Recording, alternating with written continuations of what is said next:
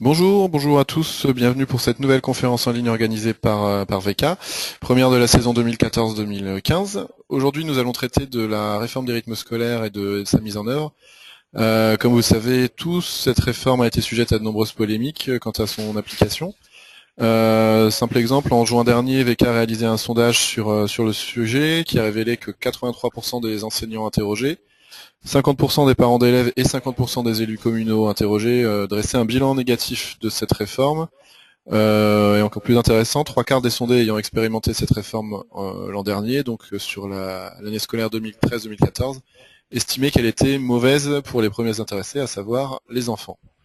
Donc pour traiter de ce sujet, nous accueillons aujourd'hui Nicolas Horry, qui est directeur général adjoint en commune, en charge de l'action éducative, membre de la commission permanente de l'ANDEV et co-auteur chez VK de Pratique de l'action éducative. Bonjour Nicolas. Bonjour. Alors avant de vous laisser la parole, quelques petites précisions sur le déroulement de cette webconférence pour nos participants. Vous pouvez à chaque instant poser vos questions. Sur la droite de votre écran, vous avez une petite fenêtre d'interface GoToWebinar avec un onglet questions. Donc n'hésitez pas à poser vos questions, quelles qu'elles soient.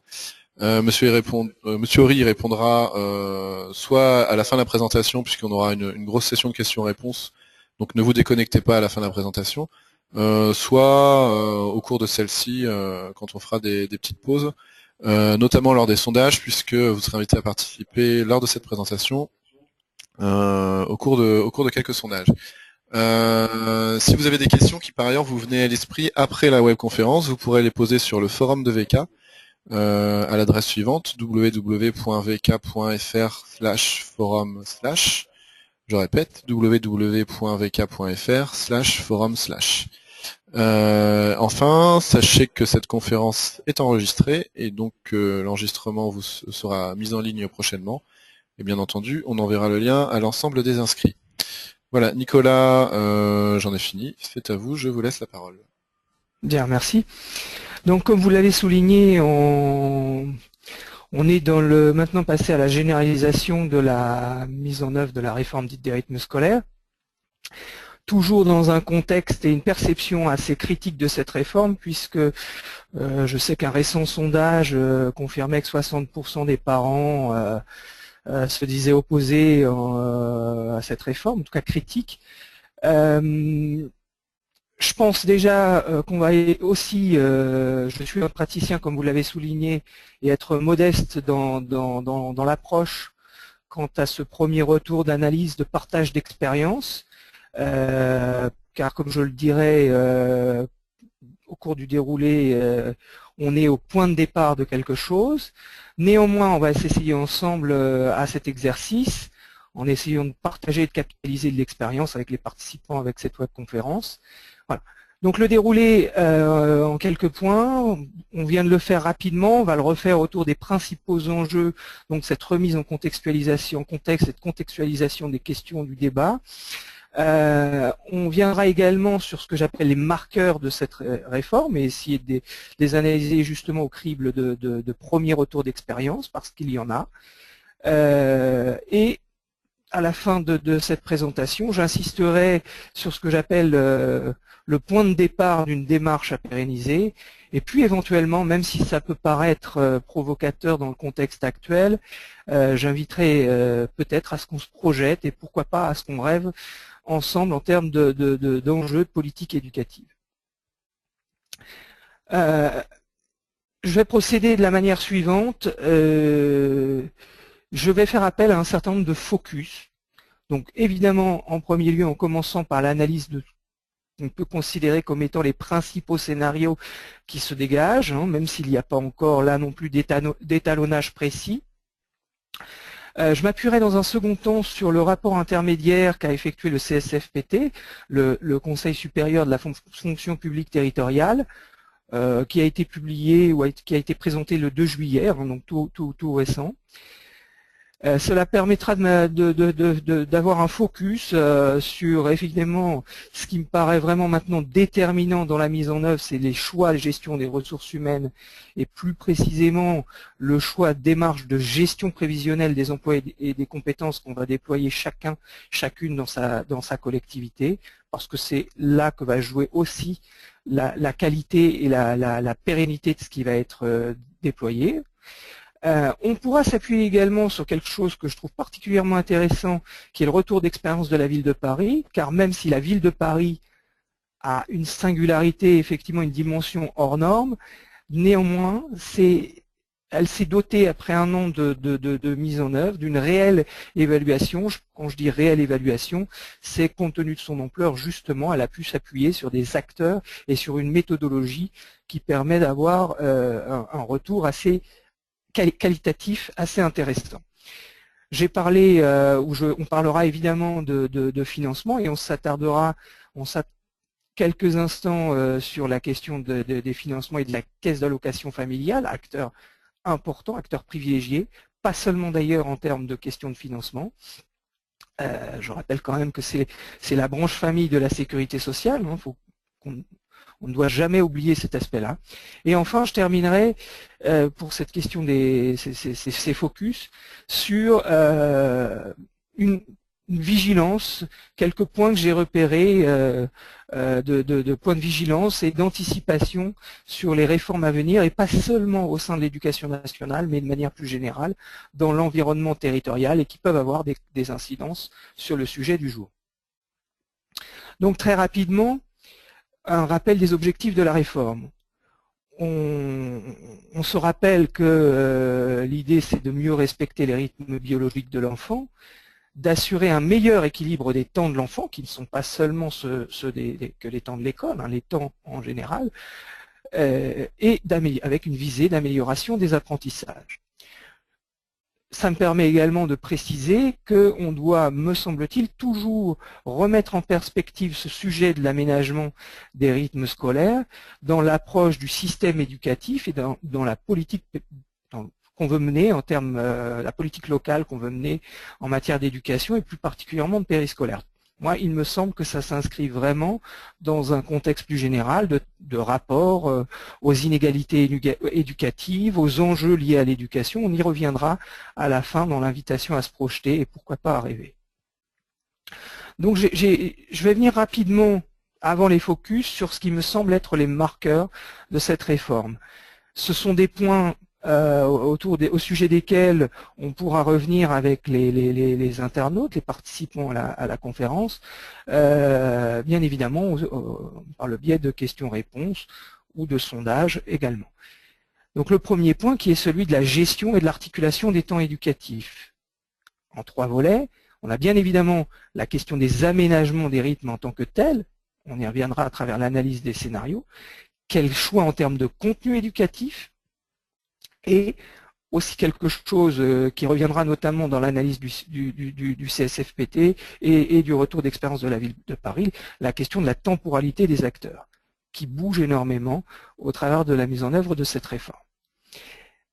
Une des autres questions qui revient également très régulièrement, qui est la question de la gestion et de l'articulation des acteurs éducatifs, avec un premier point qui me semble essentiel, qui est celui du choix en matière d'encadrement, des questions de responsabilité qui sont loin d'être neutres, hein, parce que notamment sur la question des transitions, mais pas seulement, se posent des questions de transfert de responsabilité qui sont cruciales, ce sont des détails, mais qui sont cruciales dans la réussite ou non de cette mise en œuvre, de la mise en œuvre de cette réforme, et évidemment l'articulation avec les enseignants et celle de la question de la relation, voire même de l'implication du rapport qu'on développe avec les parents. Troisième volet de ces marqueurs, et je pense qu'effectivement c'est celle maintenant qui préoccupe la majeure partie des praticiens qui travaillent sur ces questions, c'est celle de la gestion et de l'articulation des moyens, puisque se pose la question de développement d'un service public, alors qu'on est plutôt dans un contexte de rigueur budgétaire annoncées et renforcées. Donc se pose la question de redéploiement et peut-être de nouvelles clés de répartition à l'intérieur même de la collectivité. D'abord en termes de locaux, de moyens techniques, de matériel, évidemment en termes de crédit et de mode de gestion de ces types d'activités. Et je l'ai dit, la question bien évidemment des ressources humaines, on y reviendra en détail. Sachant donc, je l'ai évoqué dès le départ et on y reviendra évidemment tout au long de cette présentation, on est vraiment dans un point de départ, alors particulièrement pour les collectivités qui viennent de rentrer dans la mise en œuvre la rentrée 2014, mais je pense même qu'il y a un certain nombre de communes qui ont revisité leur copie dans celle qui avait commencé en 2013. Je ne dis pas qu'on va le changer chaque année, mais on voit bien qu'on est dans un processus et non pas un point de départ et d'arrivée. C'est vraiment le message qui me semble important à faire passer. Donc à travers cette question d'une démarche à pérenniser, à solidariser, je me suis permis ce néologisme, se pose évidemment la question de la régulation du système d'acteurs, quel type d'espace, quel type d'instance on met en place, de l'ordre de comités de suivi, d'observatoires, peut-être les deux. Dans les modalités de gestion administrative, la question du financement, des financements, celle de l'organisation, le rapport du CSFPT, la ville de Paris revient particulièrement là-dessus. C'est l'ensemble de l'organisation communale qui est souvent bousculée à travers la mise en œuvre de cette réforme. Et la question de la professionnalisation qui est un des points clés en termes de RH. Et le troisième volet qui est aussi un point important, qui est cher à l'ANDEV mais à un certain nombre d'acteurs éducatifs, qui est celle du projet éducatif et pour reprendre une formule consacrée, comment on passe de la superposition d'activités à une mise en cohérence, à une articulation en tout cas, à une logique de continuité éducative. Si on s'attarde un peu sur les principaux scénarios qu'on observe, on a quelques grandes familles qui se dessinent.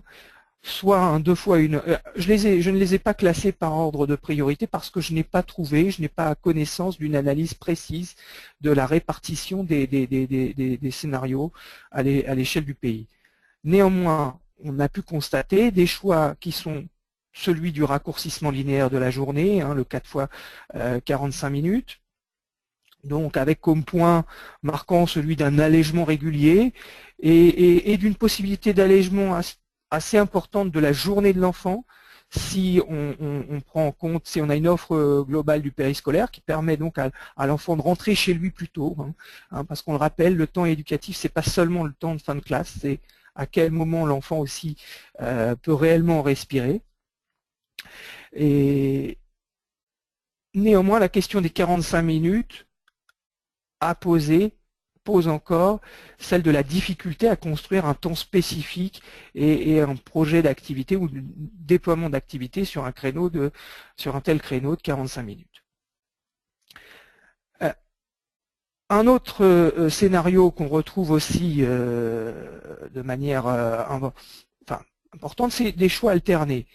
Justement pour répondre à cette difficulté de mettre en place des activités sur un créneau de 45 minutes, on a vu un certain nombre de collectivités qui ont fait le choix de concentrer la mise en place des TAP, des temps d'activité périscolaire, sur 2 jours, soit sur du 2 fois 1h30 ou d'autres scénarios alternés, 2 fois 1 heure, 2 fois 30 minutes, voilà. De manière générale, il me semble quand même qu'il n'y a pas un engouement forcené pour ce type de scénario de la part des enseignants, des animateurs et des parents.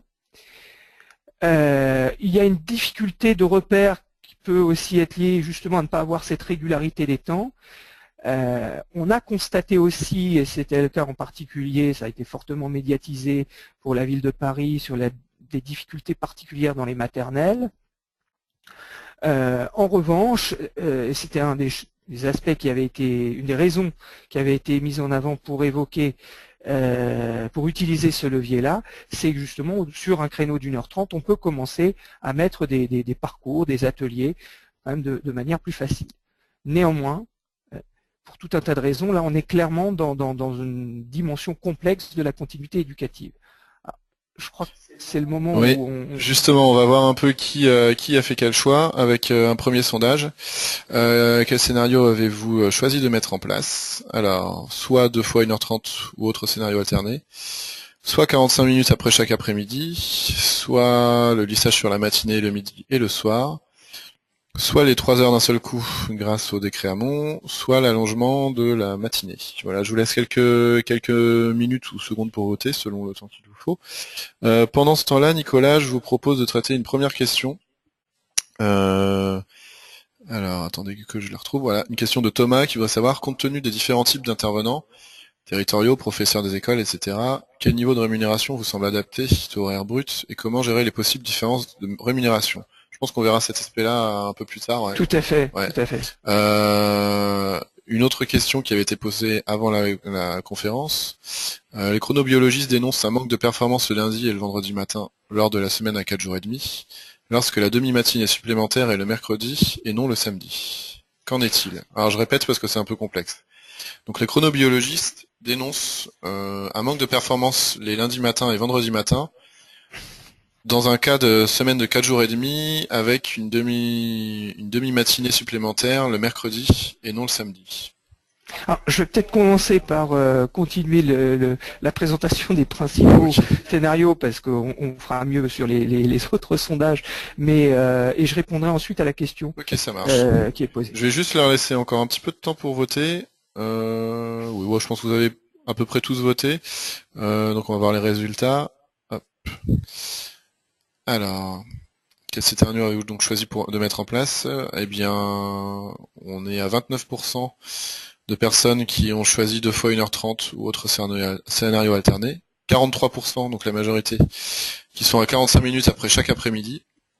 21% qui ont choisi le lissage sur la matinée, le midi et le soir. Et 7% les 3 heures d'un seul coup. Et 0% l'allongement de la matinée. Vous voulez réagir, Nicolas? Oui, alors bon,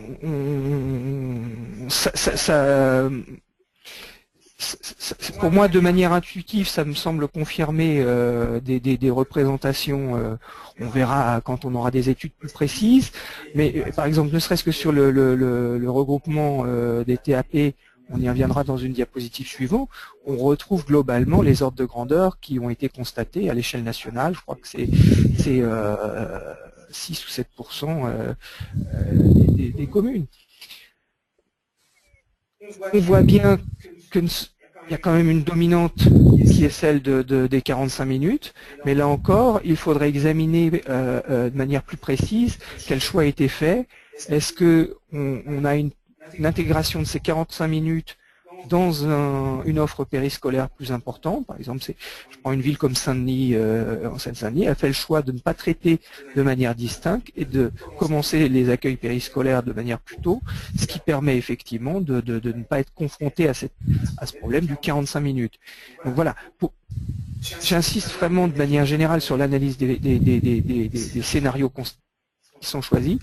Quel est le choix qui est fait par la collectivité, par les acteurs? Est-il celui de traiter de manière spécifique, dissociée, cette question des TAP du reste du périscolaire, ou de l'absence d'ailleurs d'autres offres du périscolaire, ou de l'intégrer dans un accueil postscholaire plus large? Je crois que là se situe vraiment l'enjeu essentiel sur la qualité éducative, éventuellement évidemment le mieux-être pour les enfants. Ok. Une petite précision sur le sondage, hein, il n'a pas du tout vocation à représenter l'ensemble des personnes concernées à l'échelle de la France. Là, on est vraiment sur les participants à la webconférence. On prétend pas sur ce petit sondage donner quelque vérité que ce soit. C'est juste pour mieux vous connaître. Quelqu'un m'a demandé combien de personnes avaient participé.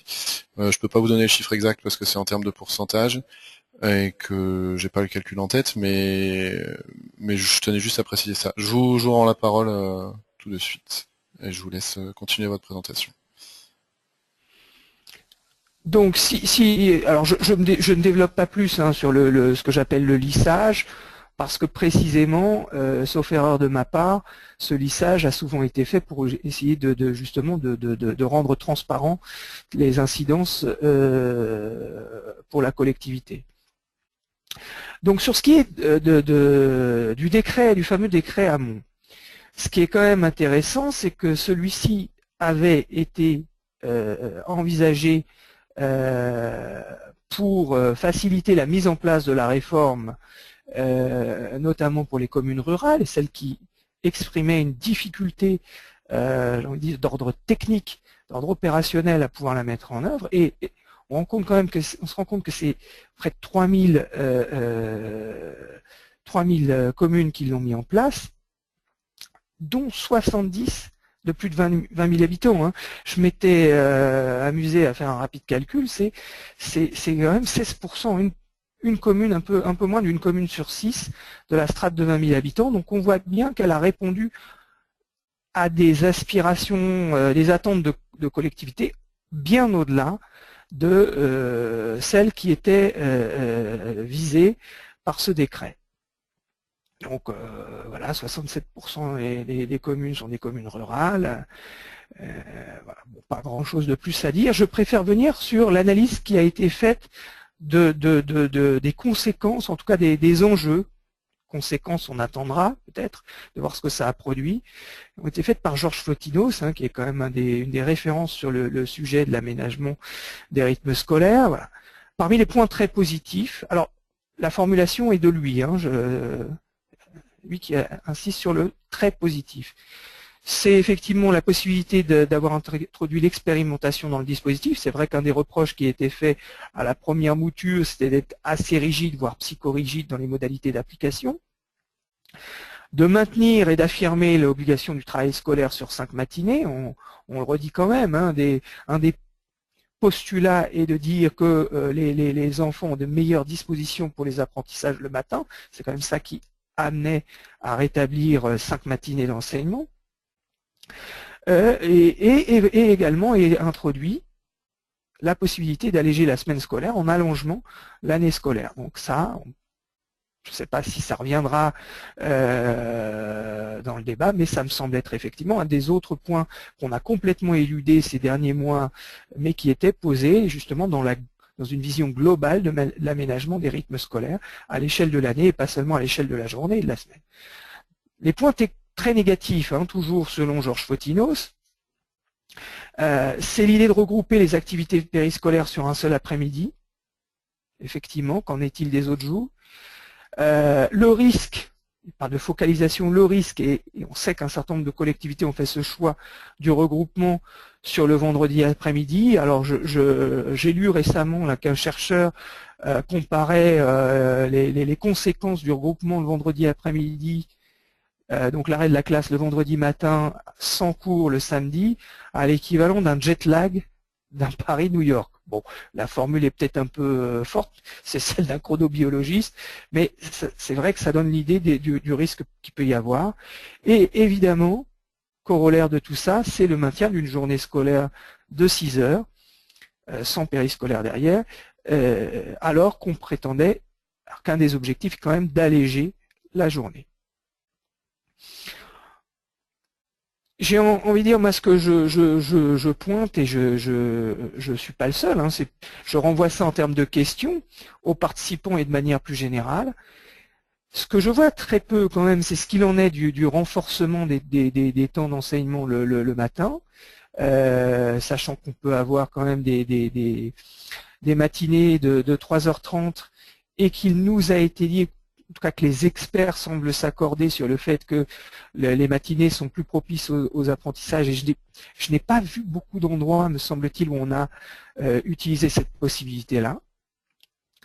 La pause méridienne, dont il est clairement posé qu'elle doit être à minima à 1h30 et donc qui se traduit par un allongement dans un certain nombre de communes, mais est-ce qu'il ne faudrait pas qu'elle soit encore plus allongée? Il y a des expérimentations, je sais, qui ont été menées à Lyon dans un certain nombre d'endroits, qui semblaient donner des résultats pas inintéressants, notamment en termes de respect des rythmes de l'enfant et de possibilité vraiment de travailler sur des pauses et des temps pour soi, de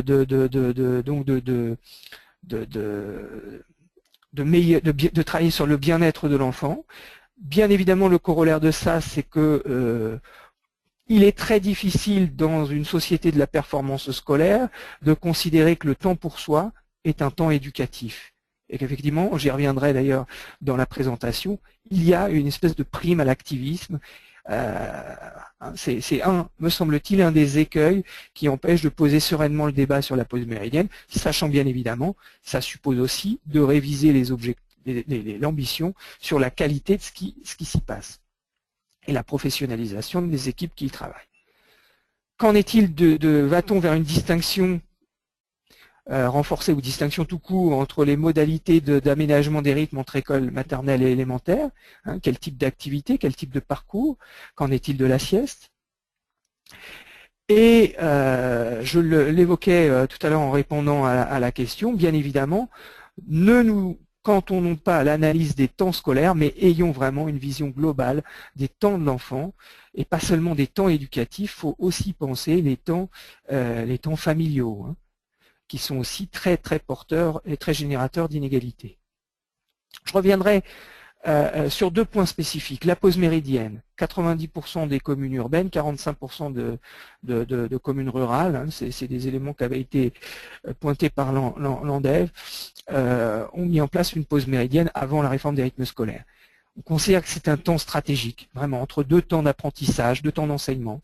C'est un temps stratégique. On peut poser la question, et moi j'ai des exemples y compris dans la commune dans laquelle je travaille, d'expériences réussies d'intégration de la sieste des enfants de petites sections dès la pause méridienne, travailler de concert avec les enseignants, parce que c'est déjà l'occasion pour moi de dire que dans cette période où on a beaucoup parlé de renvoyer dos à dos animateurs, enseignants, il y a, et ce n'est pas des exceptions, ce ne sont pas des exceptions. Il y a vraiment un nombre d'endroits considérables où les animateurs et les enseignants travaillent de concert au mieux-être des enfants, à la continuité éducative. Et ça, c'est un des points qu'on rencontre quand même assez souvent quand il y a des volontés réciproques de travailler ensemble, des démarches de projets éducatifs. La pause méridienne, évidemment, ça pose la question de l'adaptation des modalités d'accueil des enfants. Et la question, je le disais, de la transformation des contenus pour s'inscrire dans une réelle continuité éducative. C'est sûr que si c'est simplement la superposition d'un temps de repas et ensuite d'un temps de récréation, on a des effets qui ne sont pas vraiment top pour le retour en classe.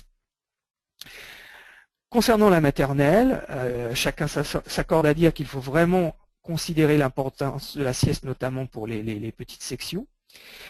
Pour les autres, c'est aussi une adaptation des contenus parce que, notamment les grandes sections, c'est aussi commencer à travailler sur les passerelles et le travail, le passage vers l'élémentaire, d'avoir une attention particulière au rôle évolutif des ATSEM, on y reviendra dans d'autres focus. Et un des points aussi qui ressort, je crois qu'il est pointé par l'évaluation qui a été faite par la ville de Paris, mais je pense qu'un certain nombre de praticiens ont à l'esprit, c'est cette importance de la stabilité des repères spatiaux, des locaux et des référents adultes pour les enfants d'école maternelle. Alors j'évoquais le rapport du CSFPT. C'est un rapport intermédiaire, ils ont annoncé qu'ils en referaient un, ils referaient une étude courant du deuxième trimestre. C'est un rapport qui a été établi sur la base d'une consultation. En fait, j'ai indiqué 50 collectivités, 100 collectivités avaient été sollicitées, 50 ont répondu. Il y a eu l'audition du directeur général du CNFPT et la contribution d'experts de syndicats. Donc d'abord, les collectivités ont été sollicitées par l'intermédiaire d'un questionnaire. Qu'en est-il à travers ce retour de questionnaire? Je précise également que les collectivités sont il y a toutes les strates qui sont représentées, de la commune rurale à la très grande collectivité urbaine. Alors évidemment, l'impact sur les personnels.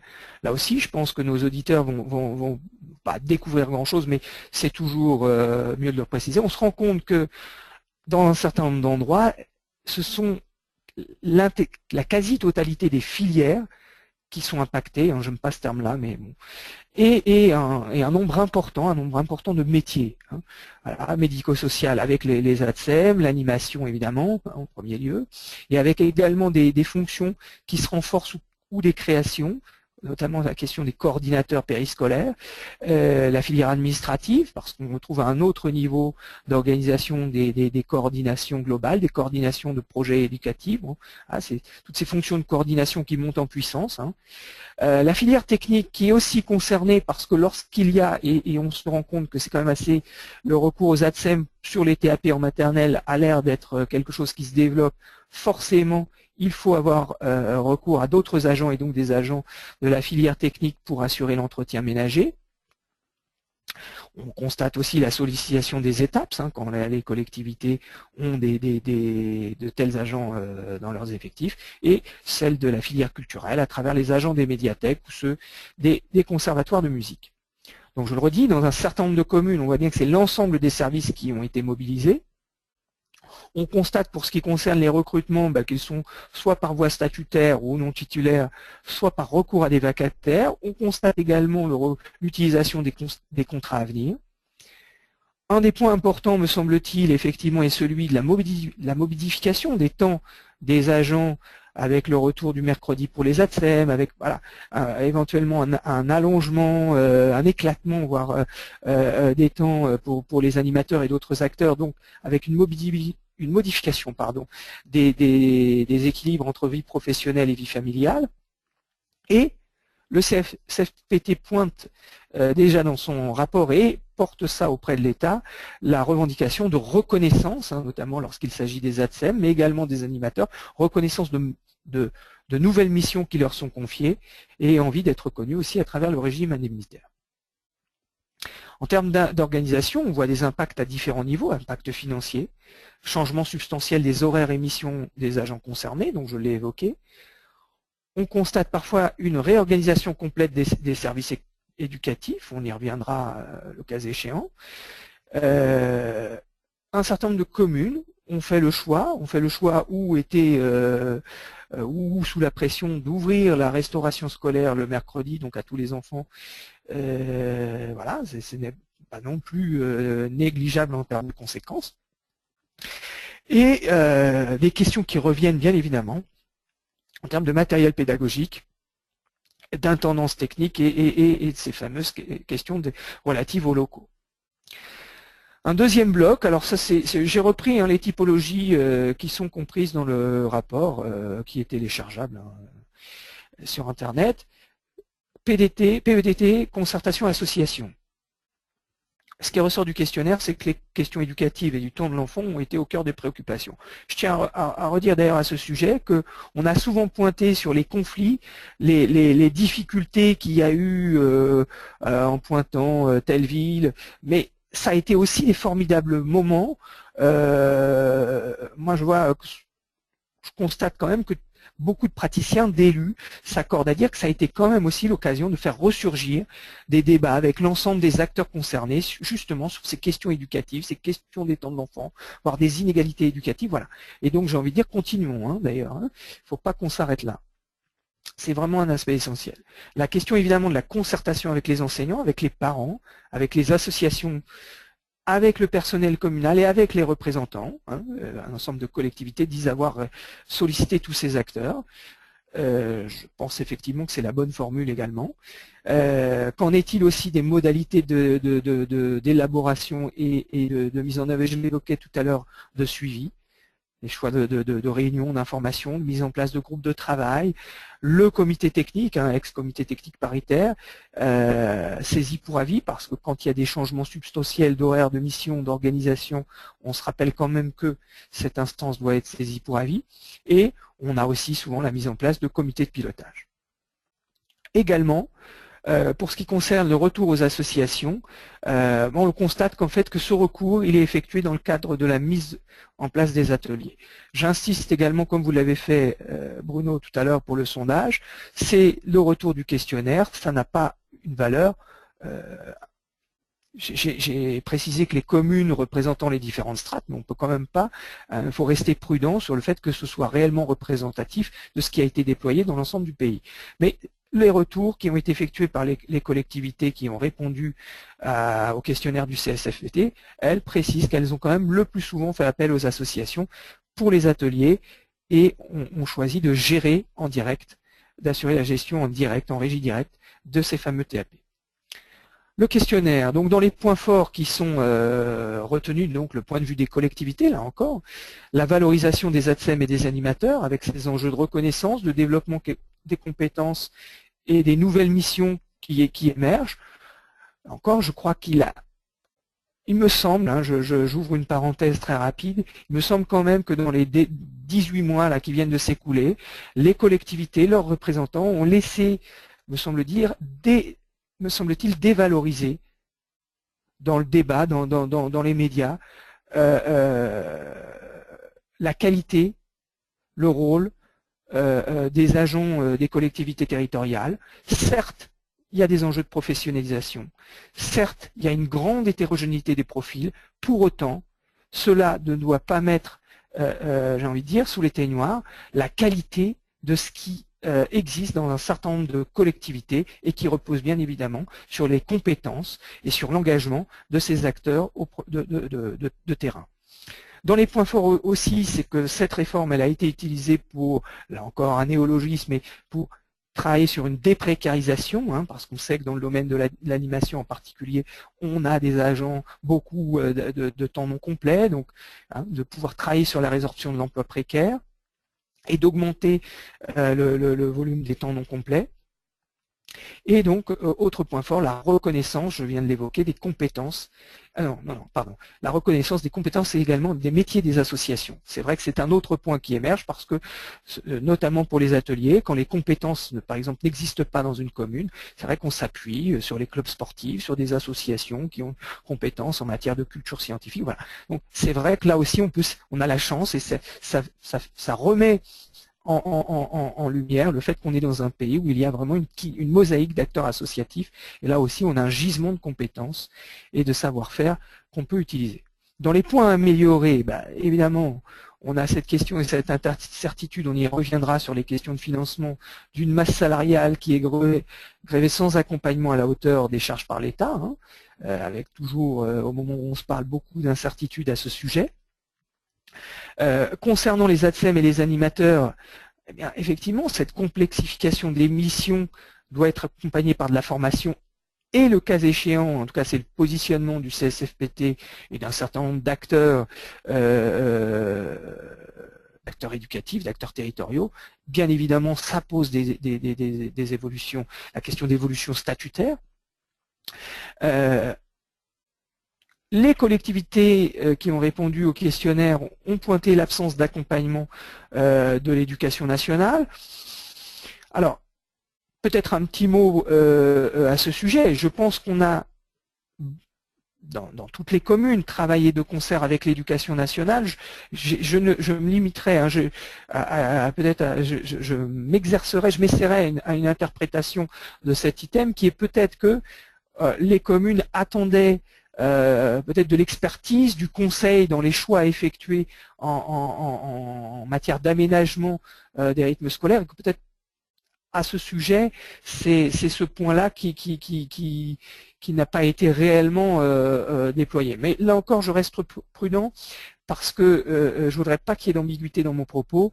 Je pense que si on est, comme je le suis, comme on l'est à l'ANDEV, tenant de la coéducation, il ne s'agit pas de renvoyer dos à dos les acteurs. On réussira, éducation nationale, collectivités territoriales et autres acteurs de l'éducation populaire, et bien évidemment avec les parents, et on ne réussira pas en opposant les uns et les autres.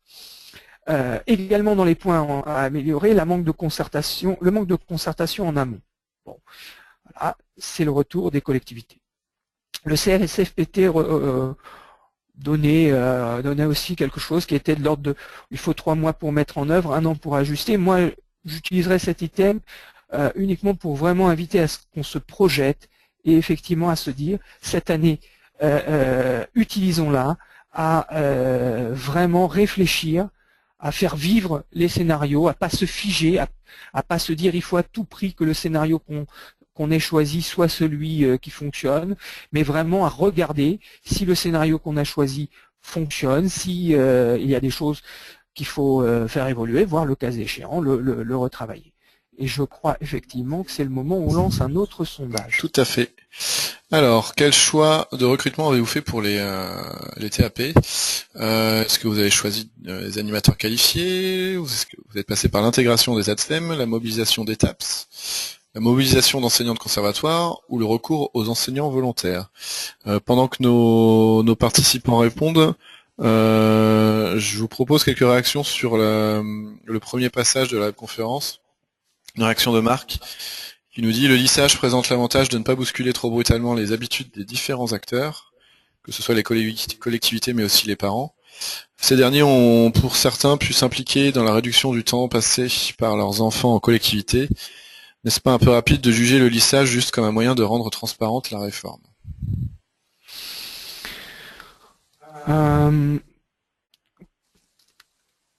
Peut-être, je vais redire les choses autrement, là encore, pour qu'il n'y ait pas d'ambiguïté. Mon propos, c'est pas de juger les choix qui ont été faits par les uns et les autres. Je pense qu'il y a eu beaucoup de travail qui a été mené dans chaque collectivité, et moi, je ne peux pas me permettre de commenter, de juger, de décerner des bons points ou des mauvais points quant aux scénarios qui ont été choisis. Ça, c'était effectivement un préalable. La question que je me pose, c'est à quelle réponse ou à quelle question veut-on répondre à cette occasion? On se le redit, l'idée c'était de privilégier les enseignements plutôt sur le matin, d'alléger la journée de l'enfant et donc de lui permettre de terminer plus tôt. Là où je rejoins notre interlocuteur, c'est qu'effectivement je pense qu'il ne faut pas se limiter à analyser uniquement le temps de la classe et vraiment regarder ce qu'on fabrique derrière. Par exemple, est-ce que si on a des aménagements horaires significatifs qui ont été faits, est-ce que les enseignants, est-ce que l'éducation nationale en a profité pour réorganiser la journée et la semaine de classe? Parce que sinon, ça risque d'être contre-productif. Ça, c'est un premier exemple. Autre élément pour répondre, moi j'ai toujours tendance à dire que cette réforme, elle peut être l'occasion d'allonger la journée pour certains enfants et peut-être de l'alléger pour d'autres. Qu'est-ce que j'entends par là? Une des questions sous-jacentes, et on y reviendra à travers l'évaluation parisienne, c'est quand même aussi de permettre à un certain nombre d'enfants qui n'y ont pas accès aujourd'hui d'avoir accès à des pratiques culturelles, sportives, dont je rappelle que toutes les études nous montrent que les enfants qui ont de telles pratiques réussissent mieux à l'école. Voilà. Et je crois qu'au-delà du réussissent mieux à l'école, s'épanouissent mieux. Un premier point. Deuxième point, je parlais d'alléger. On peut aussi constater, c'est peut-être autant le praticien expert que parent qui parle, que quand dès l'âge de 8 ans, on a des enfants qui rentrent à 19h ou 20h le soir parce que précisément ils pratiquent des activités culturelles et sportives, moi je considère que c'est vrai que cette réforme, elle est loin d'être parfaite. Elle est toujours sujette à caution et à débat, et je ne souhaite pas les éluder dans la présentation qui est faite ce matin, dans les modalités de mise en œuvre, dans les moyens qui sont alloués par l'État pour accompagner les collectivités. Néanmoins, si on réduit, en tout cas si on permet aux enfants de terminer plus tôt la classe, ça permet peut-être aux collectivités et aux autres acteurs concernés, notamment les acteurs de l'extrascolaire, de travailler ensemble pour que les enfants puissent aussi rentrer plus tôt chez eux le soir. Moi je pense qu'il faut vraiment... La seule réponse que j'ai envie de faire, c'est celle-là. À l'échelle de votre commune, de votre territoire, parce qu'il y a aussi des intercommunalités, à quelles questions souhaitez-vous répondre? Ok. Merci beaucoup. Je pense que tout le monde a eu le temps de voter. On va voir les résultats. Donc, dans 65% des cas, vous avez fait appel à des animateurs qualifiés. Dans 59% des cas, à l'intégration des ATSEM. Donc, vous pouviez répondre à plusieurs choses possibles. 35% ont fait appel à des ETAPS.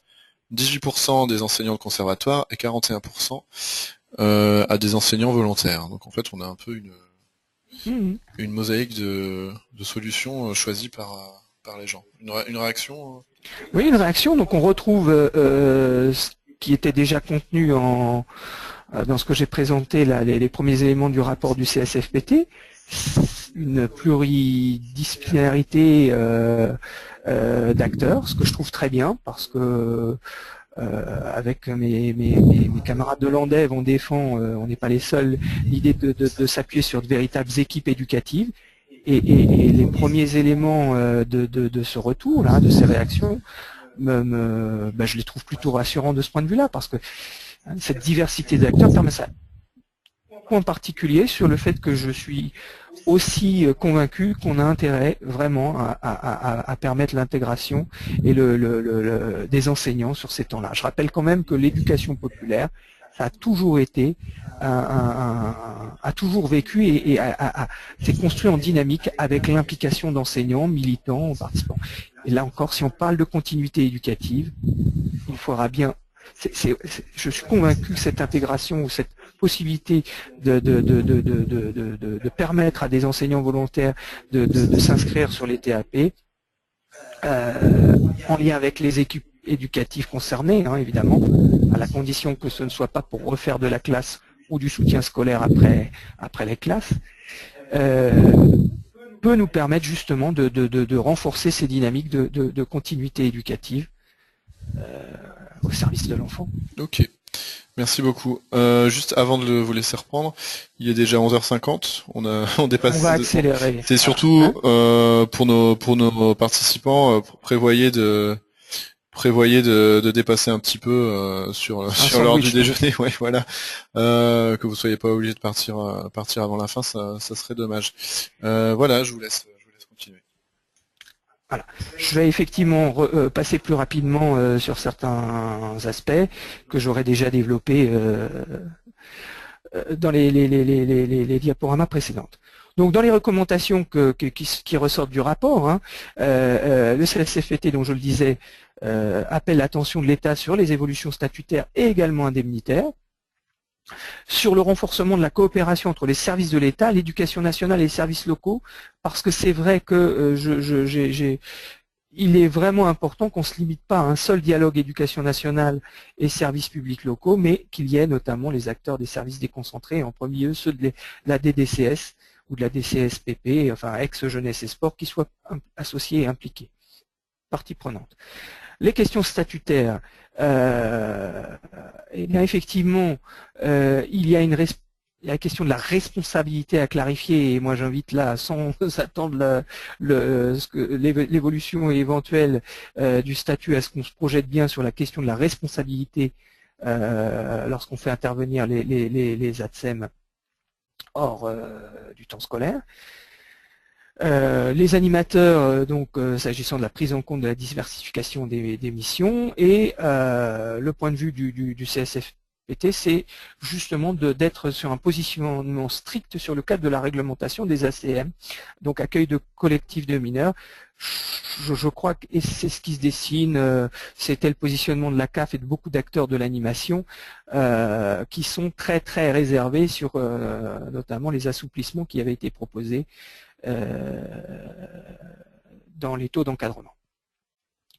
Insistance donc, on l'a évoqué, beaucoup d'enjeux de réorganisation, de concertation, donc à minima le comité technique, mais, et c'est clairement écrit et je partage complètement ces recommandations du CSFPT, vraiment une incitation à développer un dialogue social régulier, j'ai envie de dire plus que jamais après la mise en œuvre.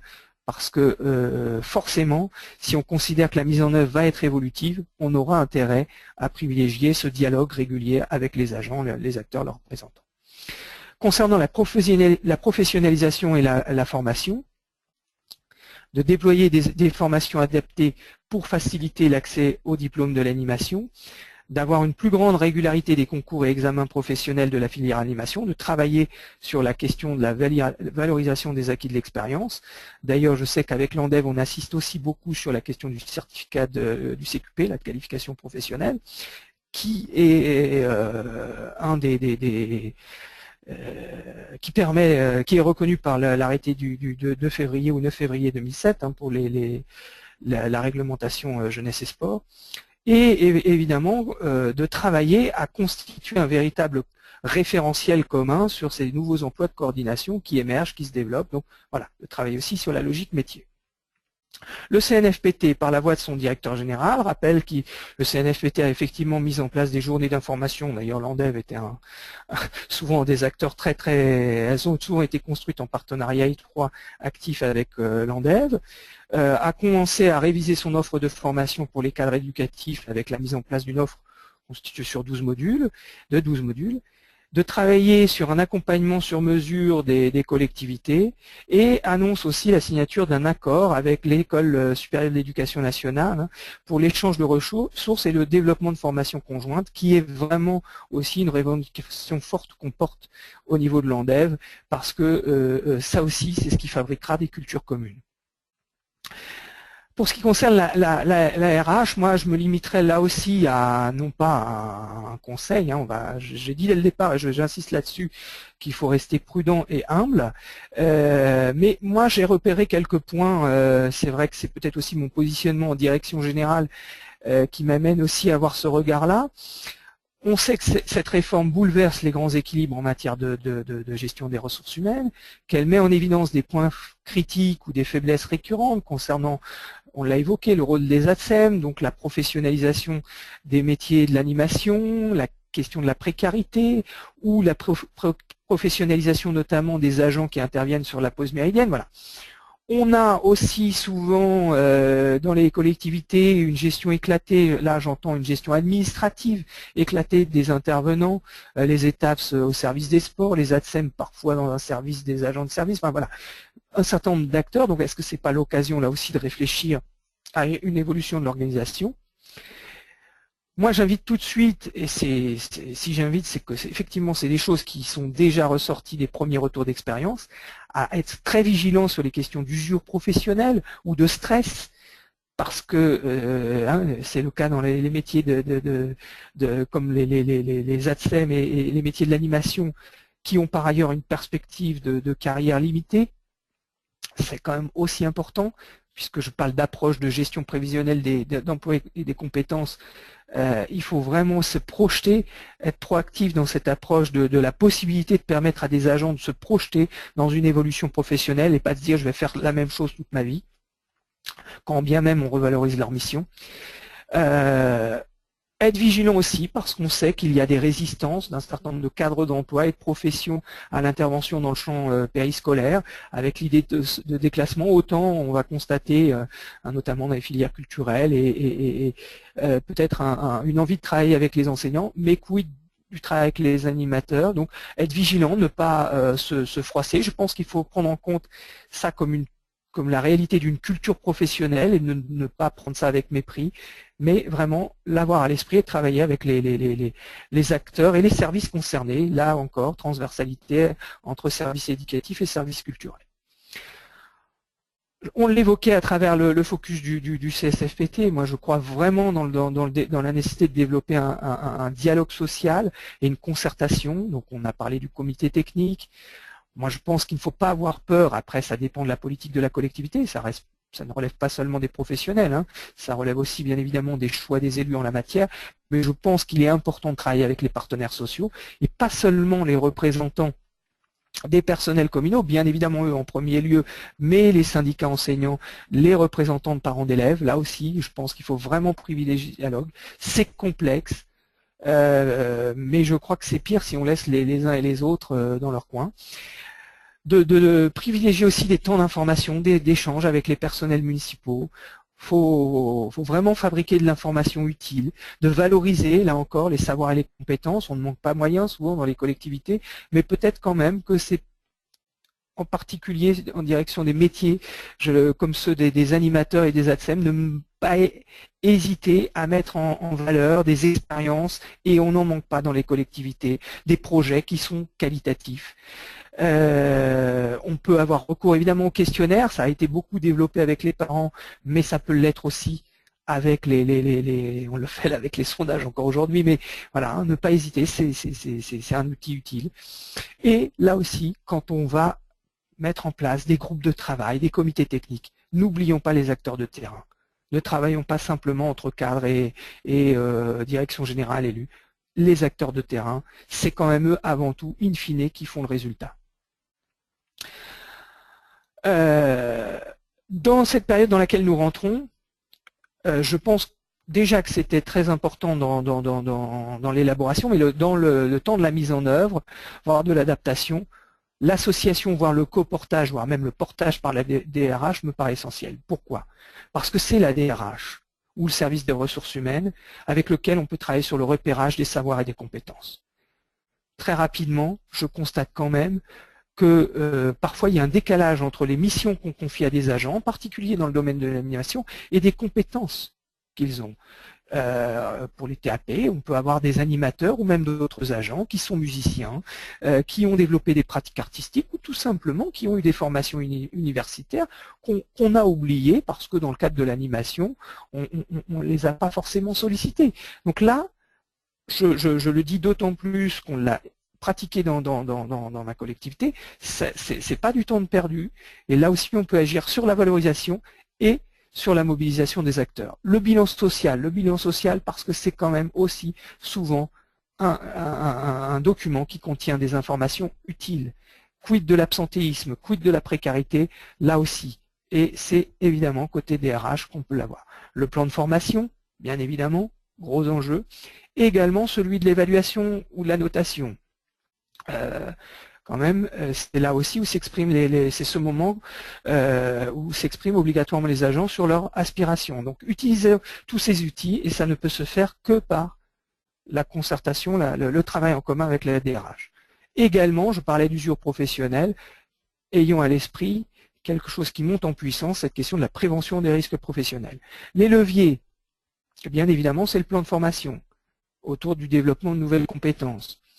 Moi, je pense effectivement, utilisons cette opportunité pour travailler sur de la résorption de l'emploi précaire et de planifier les besoins en recrutement.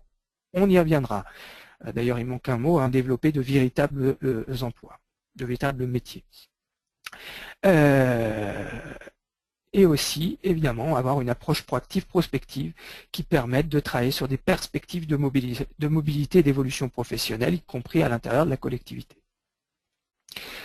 Venons-en à l'évaluation parisienne. Évaluation conduite par, alors ICC, je ne sais plus ce que signifie l'acronyme, mais voilà, c'est un cabinet de conseil avec le cabinet VRS, en lien avec l'INGEP, Institut National de la Jeunesse et de l'Éducation Populaire. Qu'est-ce qui ressort de cette première année de mise en œuvre selon cette évaluation? Une plus grande intégration du périscolaire au sein des écoles, mais également une fracture ou des fractures au sein de la communauté éducative. Un deuxième point, on retrouve ces contrastes que j'ai évoqués depuis le début de la matinée et qu'on retrouve dans tous les débats. Moi, je trouve ces points intéressants parce qu'ils nous montrent bien qu'il ne faut pas avoir une vision unilatérale. Il y a vraiment être toujours dans cette nuance, dans cette approche nuancée des débats qui ont lieu et de ce qu'on va continuer de travailler. Des enseignants opposés, et ils restent opposés, mais soucieux d'améliorer l'offre et souvent dans une position constructive. Également à l'échelle des partenariats, l'évaluation pointe quelque chose effectivement qui me paraît intéressant. Ça a aussi permis à la CAF et à l'éducation de travailler en direct, en lien avec la ville évidemment, mais ça aussi, ça peut être quelque chose d'intéressant. Je rappelle que la CAF n'est vraiment pas qu'un financeur. En maternelle, une inquiétude toujours présente, mais un plaisir des enfants dans les ateliers qui ont été adaptés évidemment. En élémentaire, des retours positifs, et là c'est intéressant aussi, même si on constate une perplexité des parents de laisser leur enfant choisir les ateliers. Là aussi, on se rend bien compte me semble-t-il aussi une des difficultés de cette réforme, c'est qu'on bouscule aussi beaucoup d'idées reçues et beaucoup de représentations qui ne sont pas venues toutes seules, qui sont véhiculées depuis des années. Le plus de devoirs fabrique la réussite scolaire, etc., alors que tout le monde sait que c'est faux. Voilà. Je vais pas puisqu'il faut qu'on aille vite, je vais pas tous les détailler, mais là aussi, plutôt que d'avoir une posture méprisante vis-à-vis de ces représentations, prenons-les en compte et travaillons à partir de là pour peut-être effectivement faire évoluer ces représentations. Les animateurs se sentent compétents pour gérer les groupes d'enfants, mais effectivement, problème sur le développement des ateliers et d'activités différentes des ALSH. Donc là aussi, certainement des nouveaux savoir-faire à développer, mais là, je dirais également quand même, il y a des savoir-faire de travail en binôme entre animateurs et intervenants qui existent aussi dans les ALSH, donc il y a des compétences mobilisables à ce sujet. On constate des coopérations animateurs-enseignants plus fortes en maternelle qu'en élémentaire. Là encore, j'ai envie de dire, moi, comme ça, de manière intuitive, c'est ce qui me semble aussi constater d'ailleurs à l'échelle de la pause méridienne. Les ATSEM, je l'évoquais tout à l'heure, une tension nerveuse assez forte et une identité professionnelle floue. De quoi s'agit-il? Je pense qu'il ne faut pas sous-estimer que si on est, je pense, beaucoup de praticiens de cadres éducatifs à se dire c'est une occasion de revaloriser le travail des ATSEM, le face-à-face enfant est peut-être plus éprouvant nerveusement que l'entretien de locaux. Donc ayons ça à l'esprit. Et l'identité professionnelle floue, ben oui, il y a aussi à travailler, c'était compris dans le rapport du CFPT, on peut y revenir, mais ça peut être travaillé en interne, notamment autour d'une charte des ATSEM. Voilà, n'hésitons pas, on peut travailler à l'interne sur cette question-là. Et l'évaluation constate des différences dans les modalités de mise en œuvre, mais profite à tout le monde. Ça veut dire quand même qu'ils ont constaté que dans les écoles plus favorisées, c'était directement plus bénéfique. Néanmoins, ça profitait aussi et ça permettait à des enfants de catégories socio-professionnelles plus modestes d'accéder à des activités culturelles et sportives. Là encore, c'est un des points qui est sur cette diapositive. Soyons vigilants parce qu'il faut vraiment qu'on puisse utiliser cette réforme pour aussi agir contre les inégalités d'accès aux activités culturelles et sportives. Mais je crois que vous allez maintenant lancer un autre sondage. Troisième et dernier sondage de cette présentation. Quel type d'activité pour l'étape avez-vous choisi? Création ou extension de l'accueil de loisirs, atelier pratique, parcours de découverte. Pendant que vous répondez, juste un petit retour sur vos questions et remarques. Une remarque de Camille qui disait sur le dernier sondage, vous considérez que toutes les collectivités ont mis en place des étapes. Ce n'est pas notre cas, études surveillées et garderies, donc recrutement de surveillants, plus enseignants, plus participation des ATSEM. Qu'est-ce que vous... Oui, moi, bien évidemment, c'est vrai que c'est une remarque judicieuse. Là encore, je vais redire, moi je ne vais pas dire qu'il faut arrêter avec les garderies ou les études surveillées. Je peux dire qu'il me semble effectivement que si on crée un accueil si on crée une offre de type accueil de loisirs, on va s'inscrire dans une autre perspective éducative. La garderie, c'est une fonction sociale, mais on ne va pas s'inscrire dans du temps éducatif, ou en tout cas pas de manière développée. Les études surveillées, on est dans la logique d'accompagnement scolaire. Moi, je crois que les choses ne s'opposent pas. La réponse, me semble-t-il, elle est à trouver à l'échelle locale, à l'échelle de la collectivité, avec les acteurs concernés, sur une vision globale, à partir d'une vision globale périscolaire. Qu'en est-il effectivement des modes d'accueil et d'une démarche de type accueil de loisirs et ou TAP qui permettent de travailler avec des enfants à découvrir des nouveaux horizons, des nouvelles pratiques? Qu'en est-il de l'accompagnement scolaire? Parce que effectivement, c'est une question et c'est une attente, c'est une préoccupation très importante chez les parents. Là encore, hein, moi j'ai été et je suis encore engagé en tant que parent d'élève. On peut toujours dire que les devoirs sont interdits, c'est quand même une réalité que les parents sont fortement en attente, ça les rassure et ça peut quand même être utile. Voilà. Donc, moi je ne cherche pas à opposer, je pense vraiment qu'il faut se projeter. Après, il y a des questions de moyens, des questions de compétences, des questions de choix politiques de la collectivité. Voilà. Je sais qu'il y a un certain nombre de maires qui considèrent que l'éducation est du ressort exclusif de l'éducation nationale. Et, il me semble, et avec mes amis et camarades de l'ANDEV, on pense le contraire, on n'est pas les seuls, précisément les collectivités locales, les acteurs associatifs qui s'inscrivent dans le champ de l'éducation populaire ou dans le développement d'activités éducatives, sportives, culturelles, ont un rôle à jouer dans le champ de la réussite éducative, de l'épanouissement des enfants, et qu'on a intérêt à travailler ensemble et à réfléchir à ces articulations, à ces cohérences. J'espère que c'est... Mais c'est vrai que c'est la difficulté de ce type de questions. Je le répète, moi je ne veux pas dire pas me permettre de dire, sans connaître les réalités locales, sans connaître les choix qui ont les raisons qui ont procédé aux choix faits dans une collectivité, ça c'est bien, ça c'est mal. Je crois que ce serait pas très sérieux de ma part. Ok, merci beaucoup. On va voir les résultats du sondage.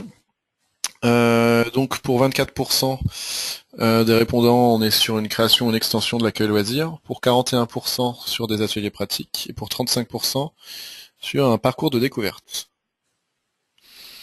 Bon, voilà une répartition, hein, enfin dans les réactions. Moi, sur ces trois aspects-là, hein, je vais peut-être du coup juste redire quelques mots dans le prolongement de la question à laquelle j'ai répondu précédemment. Je trouve que l'intérêt de l'accueil de loisirs, c'est que ça permet de se projeter dans la continuité de l'accueil postscolaire. Après, c'est une des raisons pour lesquelles un certain nombre de collectivités, y compris celle dans laquelle je travaille, c'est la question du gratuit payant.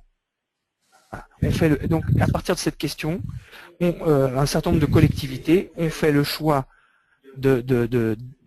d'isoler cette question des TAP aussi parce qu'il leur semblait inopportun et inapproprié que le moins d'écoles se traduise par une dépense supplémentaire pour les familles.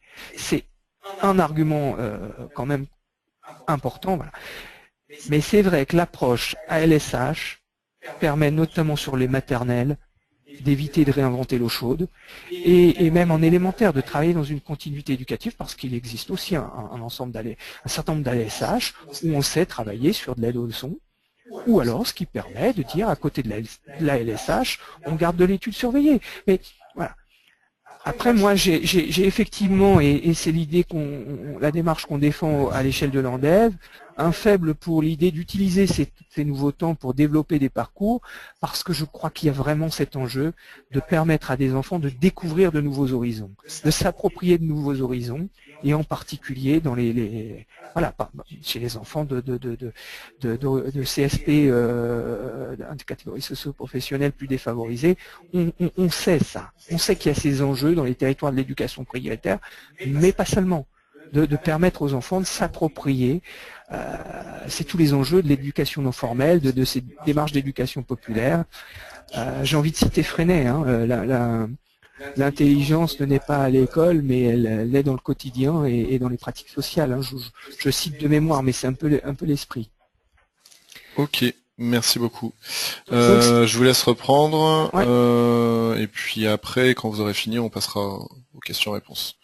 Donc l'évaluation parisienne préconise l'adaptation des maternelles, je viens de le dire, autour de la logique de parcours, insiste sur la nécessité de permanence des référents adultes et des espaces adaptés. C'est l'intérêt d'avoir recours aux ATSEM. C'est aussi la question, bien évidemment, mais il me semble qu'elle peut être dépassable du partage des classes ou en tout cas d'un certain nombre d'espaces dans les écoles maternelles. Ça me paraît quand même plus facile qu'en élémentaire. La question de la gouvernance du projet, avec la clarification des rôles, le maintien ou la mise en place de groupes de travail, et cette question de la démocratie avec ce qui est mis dans le dernier item aussi, de regarder comment on implique les enfants. Alors, est-ce qu'on a un conseil municipal des enfants? Est-ce qu'on crée un conseil local du périscolaire? Enfin voilà. Est-ce qu'on permet aux enfants de choisir le déploiement de leur parcours? Tout un tas de question me semble-t-il déterminante. Alors je sais que c'est aussi la ville de Nantes, qu'il conviendra de surveiller aussi l'ambition qui souhaite vraiment travailler sur cette question particulière de l'implication collective des enfants. Avec l'idée sous-jacente donc aussi de construire un parcours périscolaire adapté à chaque enfant, donc d'avoir effectivement une offre dans laquelle les enfants peuvent aussi voyager en fonction de leurs aspirations, parce que ce qui ressort aussi beaucoup, c'est qu'il ne faut pas que ces temps soient des temps contraints, des temps subis, des temps où on va à reculons, sinon là on risque d'avoir un effet contre-productif et évidemment sorti de la juxtaposition des temps. Venons-en à la question des financements, et plus que des financements, donc je l'ai dit tout à l'heure, la question de la caisse d'allocation familiale. J'ai ressorti une circulaire toute récente de la Caisse nationale d'allocation familiale adressée à ces caisses départementales, mais qui est là aussi téléchargeable sur Internet, du 23 juillet 2014. Donc là, qu'est-ce que nous dit la CNAF? Elle rappelle que depuis 30 ans, elle participe au soutien des temps libres des enfants, avec deux objectifs: contribuer à leur épanouissement par le développement quantitatif et qualitatif de solutions d'accueil, je crois que ça nous convient bien, répondre aux besoins diversifiés des familles en permettant une meilleure conciliation entre la vie familiale et la vie professionnelle. On revient sur ces fonctions sociales aussi de garderie, et moi j'ai toujours tendance à dire n'opposons pas les deux. On sait aussi qu'un certain nombre d'enfants ont besoin de périscolaire parce que les parents ne peuvent pas faire autrement. Donc de la même manière que je disais, n'opposons pas enseignants, animateurs et parents, n'opposons pas non plus cette nécessité, cette contrainte sociale et cette visée éducative. Relions-les plutôt. Alors qu'est-ce que nous dit la CNAF? Dans le cadre de la Convention d'objectifs et de gestion signée avec l'État pour la période 2013-2017, rappelons que cette convention cadre, c'est à partir de cette convention qu'est décliné tout le champ des partenariats et des contrats que nous signons avec les CAF. On est dans une déclinaison verticale d'une politique nationale. On nous dit volonté de continuer à structurer une offre d'accueil de qualité accessible et adaptée aux besoins des familles et aux spécificités des territoires. Évolution du budget passant de 800 millions en 2012 à 1 343 millions en 2017. Voilà. Rappelle l'importance de la participation des CAF à l'élaboration et au suivi du projet éducatif de territoire. Elle reconnaît que les accueils qui sont déclarés, avec 3 types d'accueil: accueil périscolaire, moins de 6 ans, plus de 6 ans, avec une répartition matin, midi, soir, les accueils extrascolaires, moins de 6 ans, 6-11 ans, 12-17 ans, et répartition par vacances scolaires, et les accueils de jeunes, souvent quand même moins développés. On se rappelle là, parce que évidemment c'est important, que les nouveaux flux des contrats enfants-jeunesse à venir vont être gelés sur la partie périscolaire pour les exercices 2013, 2014, 2015. Les prestations de services, elles, seront versées. Et qu'à partir de septembre 2014, la fonction pilotage du CEJ doit être renforcée pour favoriser et développer les fonctions de coordination. Donc là, on sait qu'il faut s'attendre à ce que nos interlocuteurs dans les CAF soient vigilants. Ça veut dire ça, sur la manière dont on traite les fonctions de pilotage, donc la coordination, la question des formations BAFA-BFD et le diagnostic initial. Dans quelques éléments que je soumets à la discussion concernant la CAF, je rappelle qu'il y a une sous-consommation de 243 millions de ce qui est du Fonds national d'action sociale qui est prévu pour développer l'accueil du jeune enfant. Parce que là aussi, c'est un besoin récurrent et c'est une ambition, développer des places d'accueil du jeune enfant, donc de type crèche, enfin de type établissement d'accueil du jeune enfant. Donc soyons vigilants quand on a cette réflexion sur l'éducation, n'oublions pas la petite enfance. L'AMF d'ailleurs dit, on peut peut-être utiliser une partie de ce fonds, ça c'est dans le débat national, pour nous aider à financer les TAP. Je rappelle quand même qu'un récent colloque organisé par la CNAF, et les fondations, l'organisme Terra Nova et l'Institut Montaigne, rappelle la formation précoce des inégalités. Donc je reviens sur cette question de l'accueil du jeune enfant. Moi je serais bien intéressé de voir qu'il y ait des études qui soient menées pour voir comment, on parle souvent de la fatigue des enfants, mais est-ce qu'il y a des différences entre des enfants qui ont eu la chance de fréquenter des accueils collectifs, donc d'avoir des places en crèche, en accueil collectif, et les autres lorsqu'ils arrivent à l'école maternelle? Et même plus largement, est-ce qu'il n'y a pas des différences significatives d'inégalité dans la réussite scolaire entre ceux qui vont en crèche et ceux qui n'y vont pas? Là encore, c'est un vaste débat. Et il me semble que c'est un sujet qui est encore trop peu exploré. Donc, importance de la CAF comme acteur et financeur de la parentalité. On parle de la relation aux parents. Je crois que là, il y a quand même des fonds et des conseils, l'expertise à aller chercher. Et également la possibilité, je pense, de solliciter l'appel à projet public et territoire. Bon, je le dis parce qu'on l'a fait, notamment pour travailler là aussi sur la place des parents et plus particulièrement l'accompagnement des enfants porteurs de handicap, parce que là aussi, c'est un des sujets importants. Certes, les enfants porteurs de handicap ou de difficultés particulières ont le droit d'avoir des AVS sur le temps scolaire, mais quid sur le temps périscolaire? Je sais que les CAF, en tout cas en Seine-Saint-Denis, moi j'ai pu l'expérimenter, sont disponibles pour nous accompagner sur ce sujet-là. Dans le dernier focus, où moi j'avais envie d'inviter à ce qu'on se pose des questions, et surtout qu'on ait ces questions-là à l'esprit lorsqu'on va continuer de travailler là sur le déploiement durant cette année. De ne pas oublier quand même, peut revenir assez rapidement l'allongement de l'année scolaire. Qu'en sera-t-il aussi des effets de la liaison école-collège, avec quand même à moyen terme, à terme assez rapide, l'idée d'avoir un cycle commun CM1, CM2, 6e. Quels effets quant à la refonte de l'éducation prioritaire, et moi je sais pour la ville dans laquelle je travaille, qu'en sera-t-il de l'accompagnement éducatif? Donc ayons bien, pour ce qui est des réformes et des évolutions de l'éducation nationale, je ne lis pas dans le marc de café, mais soyons en veille, soyons vigilants, ayons bien ces dimensions-là à l'esprit dans tout ce qu'on va faire évoluer. Concernant les réformes de la politique de la ville, là aussi, modification substantielle de la géographie et recentrage des priorités éducatives autour de 2 objectifs. Là, c'est les dernières consignes pour les futurs contrats de ville, soutien aux familles monoparentales et solidarité entre les générations. Ayons évidemment à l'esprit, mais je pense que tous nos auditeurs l'ont comme moi-même, la question du pacte de stabilité, mais également de la réforme territoriale, notamment au milieu rural. On voit bien qu'on veut aller vraiment vers une généralisation de l'intercommunalité. Donc, y a-t-il ou pas transfert de la compétence scolaire ou périscolaire à l'échelle intercommunale? Et qu'en sera-t-il de la suppression de l'échelon départemental qui est posé clairement et qui peut avoir et qui aura comme incidence la question de la gestion du transport scolaire hors zone urbaine?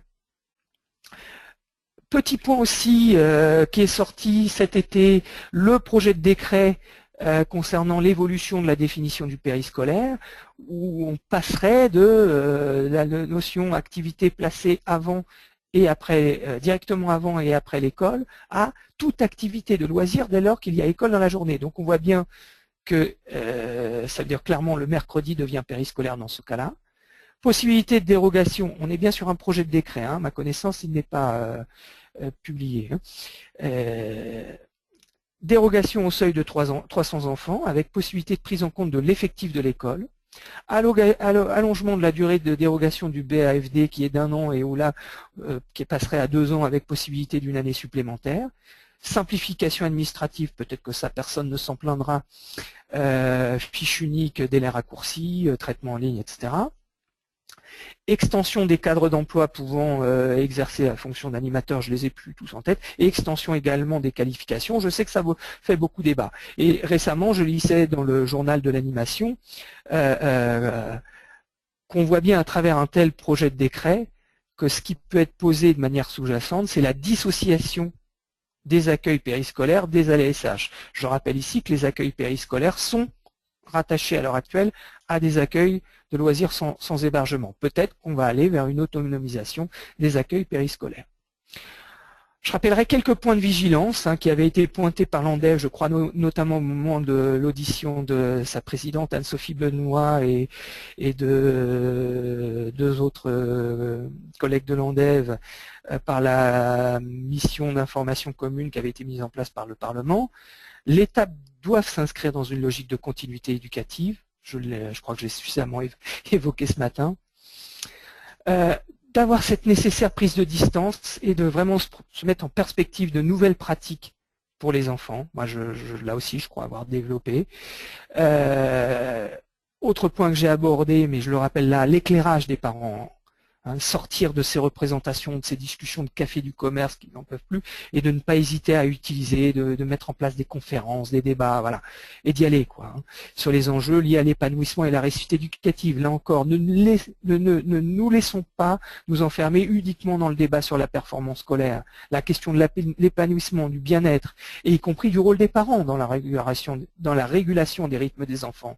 On sait qu'il y a des inégalités dont on parle très peu qui se jouent à la maison, entre les enfants qui ont un rythme régulier pour le sommeil et ceux qui n'en ont pas. Là aussi, travaillons avec les parents. C'est ça aussi la parentalité, non pas avec un regard méprisant et culpabilisateur, mais aidons-les à s'assurer dans leur fonction éducative.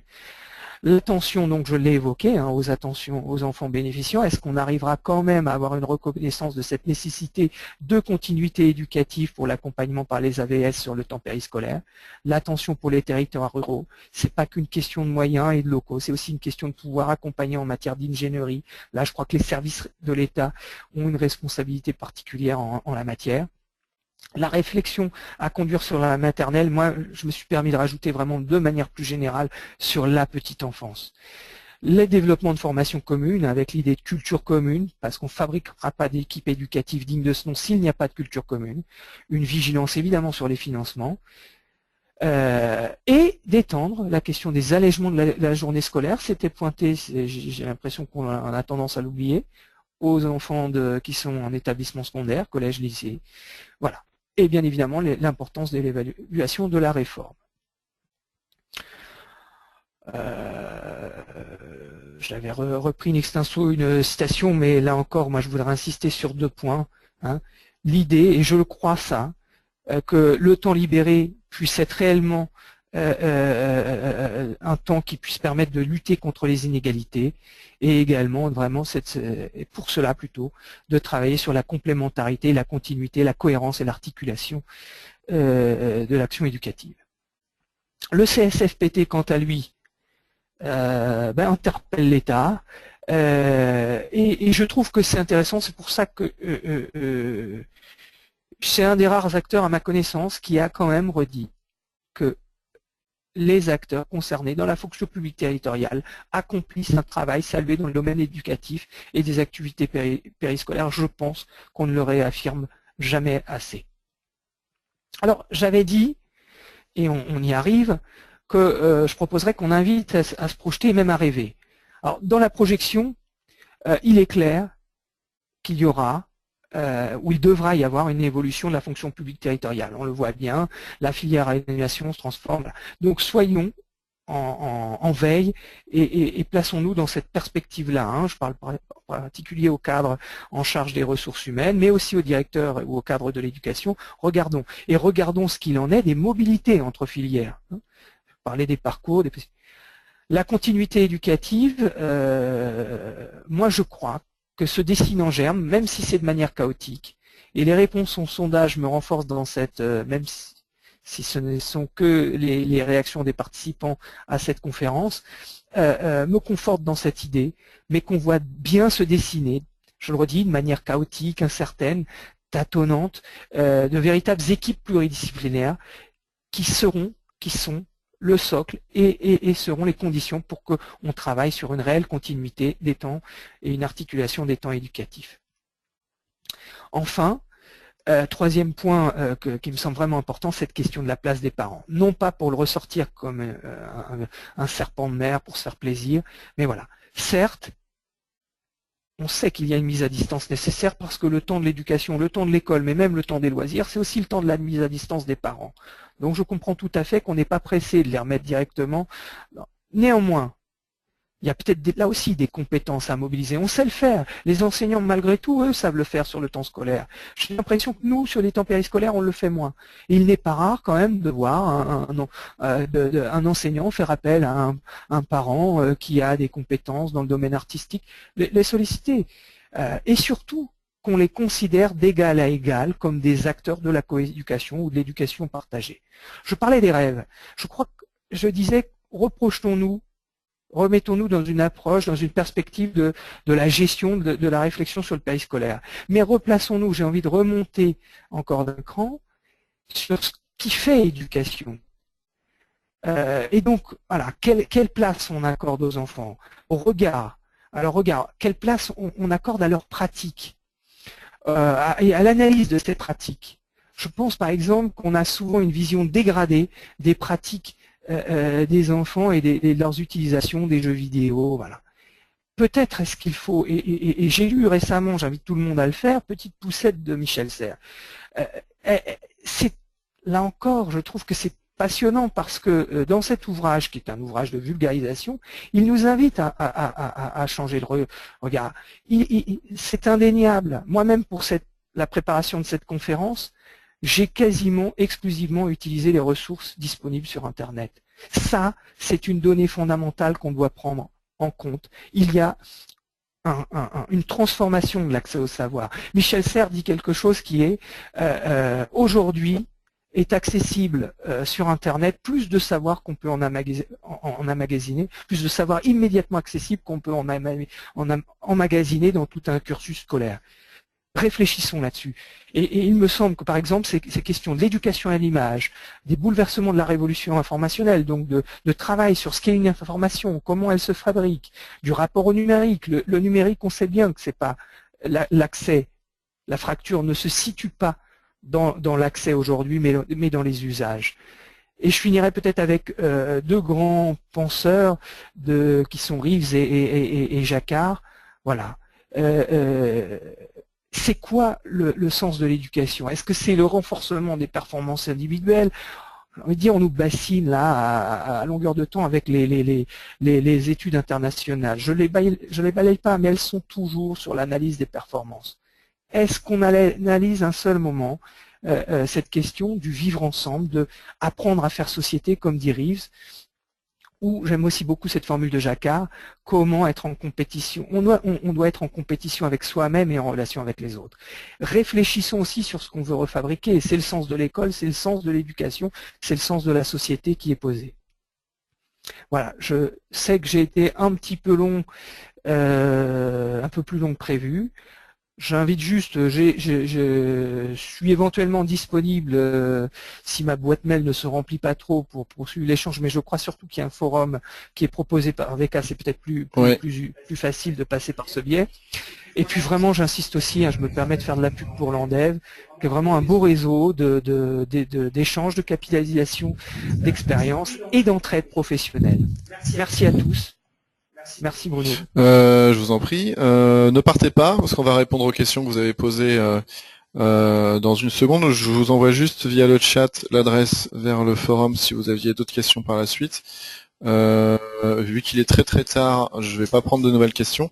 Est-ce que vous pouvez passer à la slide suivante, s'il vous plaît? Oui. Alors, juste avant de passer aux questions, sachez que parmi toutes ces ressources qu'on trouve sur Internet, comme l'a dit Nicolas, il y a l'action éducative en pratique, 150 fiches et outils pratiques proposés par VK.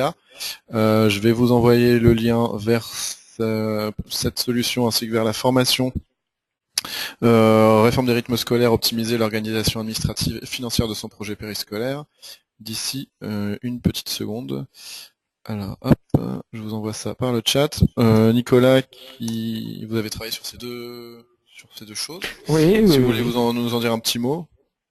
Alors, le guide L'action éducative en pratique, c'est un guide qui est régulièrement actualisé, qui est coordonné par mon ami Janine Bouva. On est plusieurs membres de l'Andev à avoir travaillé sur le sujet et à continuer de travailler.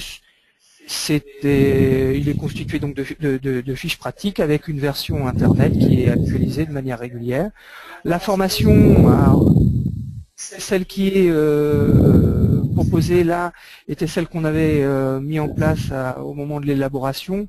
Je pense qu'elle connaîtra peut-être des évolutions parce que là encore, il me semble vraiment important maintenant qu'on travaille sur les questions d'accompagnement dans la formation et dans la gestion prévisionnelle des emplois et des compétences pour les collectivités, et puis ce qui d'accompagner aussi autour des dynamiques de projets éducatifs et de continuité éducative. Est-ce que j'ai encore la possibilité de faire une petite pub pour le prochain congrès de l'Andev qui se déroule les 4 et 5 décembre prochains à Reims autour du thème suivant de la refondation de l'école à la refondation des temps éducatifs, s'en emparer pour ne pas la subir. Je crois qu'à l'évocation seule du titre, on voit bien qu'on sera dans la poursuite de ce qui a été abordé ce matin. Ok, alors on va traiter vos questions désormais. On va commencer par donc les questions de Thomas. Donc, qui demandait en début de conférence, compte tenu des différents types d'intervenants, territoriaux, professeurs des écoles, etc., quel niveau de rémunération vous semble adapté, taux horaire brut, et comment gérer les possibles différences de rémunération. Il y avait cette première question. Est-ce que vous voulez répondre tout de suite ou j'enchaîne? Oui, je vais y répondre.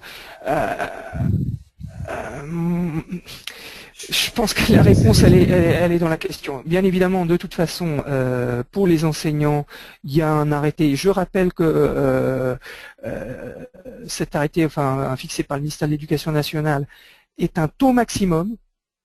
Donc là aussi, n'hésitons pas à ne pas oublier que c'est un taux maximal. Donc après, j'ai pas de réponse précise à faire, sinon que ce sera, il conviendra de prendre évidemment les deux aspects. Ceux de ne pas avoir des grands écarts entre animateurs et enseignants, c'est évident. C'est le sujet qui fâche régulièrement. Et on sait aussi que si on est sur un taux de rémunération trop bas des enseignants, on n'aura pas d'enseignants. Donc là, c'est des équilibres à trouver. Je renvoie plutôt que de donner voilà, le bon curseur. Moi, je crois que le bon curseur, c'est celui qui se construit dans les compromis. Et je renvoie à la démarche de concertation qui peut se fabriquer à l'échelle locale. Voilà. Mais je partage ce que je ressens dans la manière dont est formulée la question, qu'il faut bien évidemment être vigilant au fait d'éviter d'avoir de trop grandes différences entre animateurs et enseignants en particulier. Alors, sachant que peut-être juste ouais. Sachant qu'après se pose également la question des intervenants artistiques, qui est quand même encore un autre sujet. Et là, j'invite tous les collègues de l'éducation ou des ressources humaines à vraiment travailler étroitement avec les services culturels sur le sujet, ou éventuellement on peut y revenir sur le forum. Voilà, je ne vais pas développer. Autre question de Thomas, la logique d'un parcours construit au sein des TAP est en contradiction avec les premiers retours des parents qui attendent qualité des ateliers et souplesse totale au niveau de la présence de l'enfant. Comment gérer cette non-obligation de présence au TAP? Quels conseils sur la gestion des inscriptions? Une précision, il y a la gratuité dans sa collectivité sur les TAP. Bah, c'est un sujet effectivement auquel enfin tous ceux qui veulent travailler sur la mise en place de parcours auquel on est tous confrontés. L'évaluation parisienne, je trouve intéressant, met en évidence qu'il n'est pas incompatible de travailler sur la mise en place de parcours et en même temps de réfléchir à la manière dont on peut permettre aux enfants de voyager dans ces parcours. Maintenant, la question portait plus précisément sur le rapport aux parents. Je crois que le rapport aux parents, on le traitera parce qu'on discutera avec eux et qu'on discutera d'autant mieux aussi avec les parents, qu'on travaillera en étroite concertation et en étroite coopération avec les enseignants, parce qu'on sait aussi que les enseignants ont une parole forte auprès des parents. Moi, je pense que là, la réponse, elle se situera peut-être encore dans la manière dont on va travailler et utiliser les espaces de dialogue qui existent, hein, le conseil d'école, les rencontres qu'on peut mettre en place avec les parents. Et là encore, montons d'un cran. Ça veut peut-être dire que comme le fait d'ailleurs l'école dans des réunions de rentrée, est-ce que nous aussi on n'a pas à mettre en place des réunions ou à proposer de travailler avec les enseignants à la mise en place de réunions d'information communes en direction des parents? Je pense il va falloir inventer de nouvelles pratiques dans le rapport aux parents pour justement réduire cet écart que j'évoquais dans la représentation sur les idées reçues et les démarches qui nous semblent effectivement utiles de mettre en œuvre pour favoriser l'épanouissement de leurs enfants. Alors, petite précision de Thomas toujours, qui dit « J'ajoute que l'objectif est de proposer dans la dominante de l'enfant une finalité, entre parenthèses, pièce de théâtre, mini-opéra, olympiade, forum expo des sciences, d'où une opposition entre qualité des ateliers et la construction d'un parcours et la présence régulière de l'enfant. » Oui, j'ai pas répondu effectivement sur cette partie-là. Donc là, on se situe plutôt dans la mise en place d'ateliers qui supposent la présence. Donc évidemment, là, à partir du moment où c'est gratuit, la question, elle relève plutôt d'un compromis, d'un contrat. Regardons, je renvoie malgré tout quand même à cette possibilité de bien informer les parents sur l'intérêt d'une assiduité, d'une continuité de la présence si on met en place des ateliers de pratique. Donc là encore, je le redis, c'est les réunions de rentrée, c'est les réunions par enseignants. Ça peut être des propres réunions si on considère qu'on ne veut pas s'associer à l'école. Enfin, je laisse chacun trouver les modalités dans la collectivité, mais ça passera par la discussion forcément avec les parents. On sait bien qu'on ne réglera pas ça par une approche coercitive. Maintenant, c'est ce qui me semble intéressant dans le fait de plutôt aller vers des parcours, des formes plus souples, de découverte des horizons, c'est que peut-être ça permet aussi cette souplesse Cette possibilité quand même aussi à un enfant qui serait un peu fatigué, hein, je sais que les uns et les autres ont réfléchi de travailler plutôt sur des parcours, des cycles de 7 semaines entre deux périodes de vacances, qui me paraissent intéressantes d'ailleurs en termes de dimensionnement, mais justement, on sait que si on est dans des ateliers, on est dans des choses qui vont évidemment peut-être être un peu plus contraignantes si on veut fabriquer quelque chose. C'est pour ça que moi, quelque chose de solide, la logique du parcours, c'est celle qui permet l'invitation à la découverte, qui ne s'oppose pas, bien sûr, dans des parcours de découverte et de sensibilisation. Il y a déjà des éléments de pratique, mais qui permettent peut-être d'aborder ça de manière plus souple, sachant que derrière, si on parle de finalité sur les pratiques, là encore, est-ce que, par exemple, dans la collectivité, il existe un conservatoire de musique? Est-ce qu'il existe des clubs sportifs? Évidemment, ça renvoie vers ça. Et donc, se pose également de manière sous-jacente, si on est dans cette logique de parcours, comment d'une part, on travaille avec l'école, avec les enseignants, dans une réflexion pour être cohérent avec ce qu'ils mettent en œuvre dans le cadre du projet d'école, et comment on peut être en cohérence et en résonance avec les politiques, les projets d'établissement ou les projets sportifs qui sont déployés par les acteurs dits d'extrascolaires. Peut-être que les réponses se situent plutôt dans ce cheminement-là. Une question de Arnaud qui malheureusement a dû quitter la réunion mais qui me semble pertinente.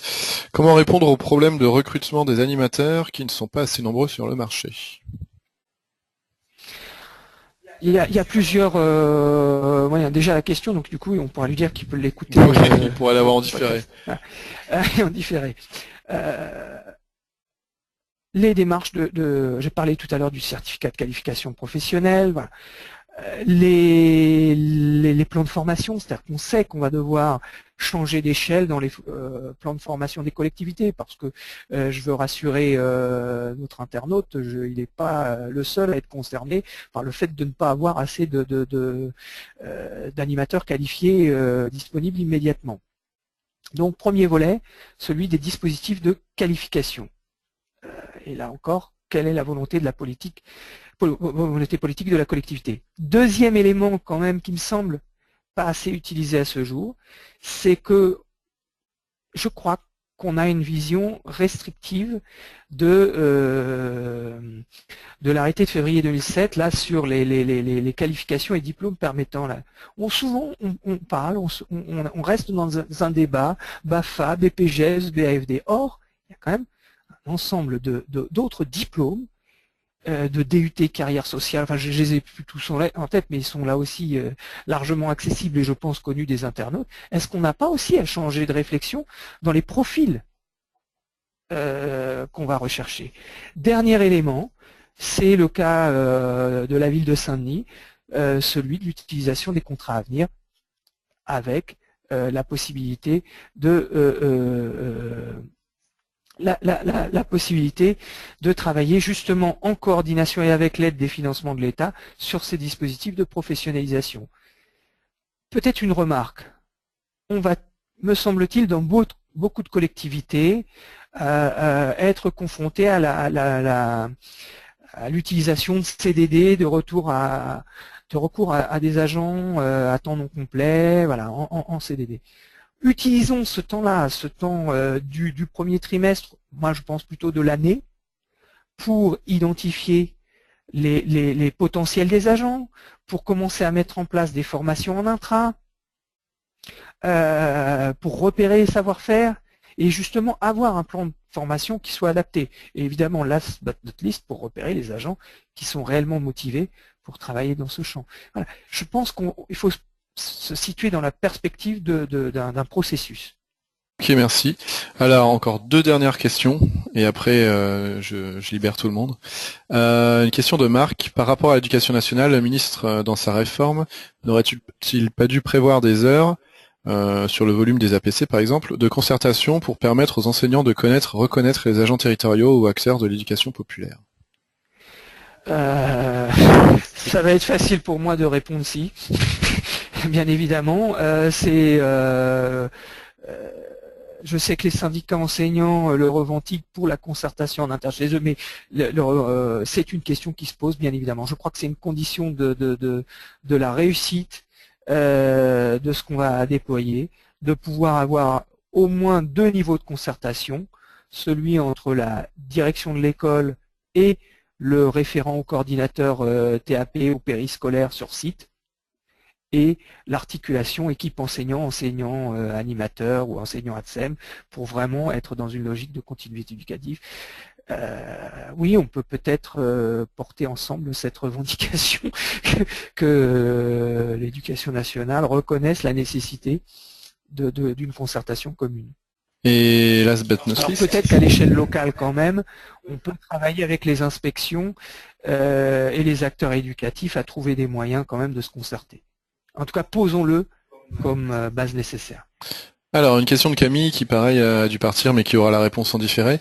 Il me semble que l'allongement de l'année scolaire relève plus d'une décision de l'éducation nationale que de la compétence des collectivités territoriales. Risque évident de créer des disparités locales avec impact sur la localisation des enseignants, aller dans une région où les vacances sont plus longues par exemple, impact sur le tourisme, etc.